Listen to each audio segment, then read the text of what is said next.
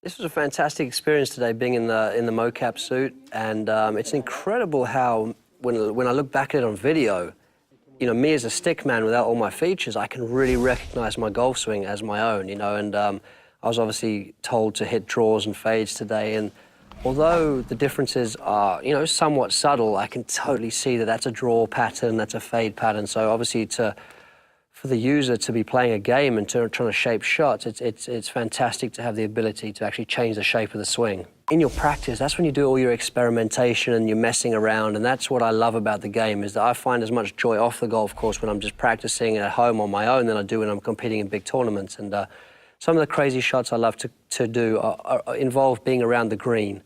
And I think you may have seen Phil Mickelson do this in the past, but he's on the back of a bunker and you hit a shot that appears to be going forwards, but the ball flips up and actually goes over your head and goes backwards.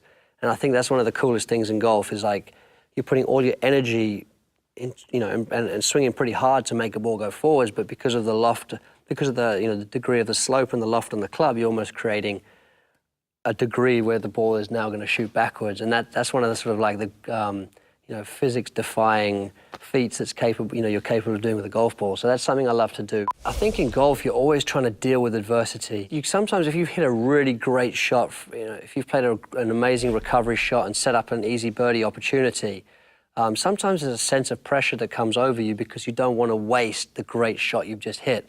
So occasionally when you do miss those putts, there's definitely a sense of frustration because of the great shot you've just played. And I think that's sometimes harder to accept than making a bogey, because I think we all know when you play this game, it's a game of mistakes, basically, and I think you have to accept them when they come along. But when you've hit the miracle shot and when you don't capitalize upon it, that can be frustrating. Preparation is such an important part of playing well. I feel that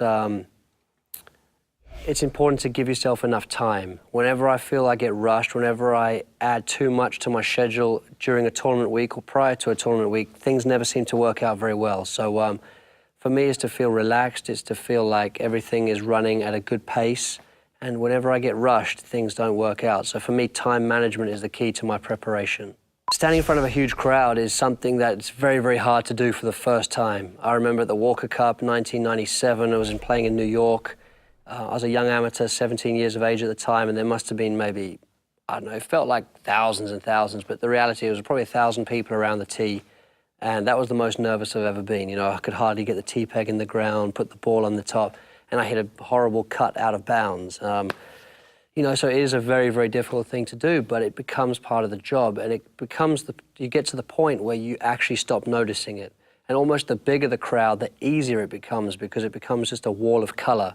But sometimes the hardest thing is when you've got 15, 20 people milling around a tee, and movement then becomes very distracting.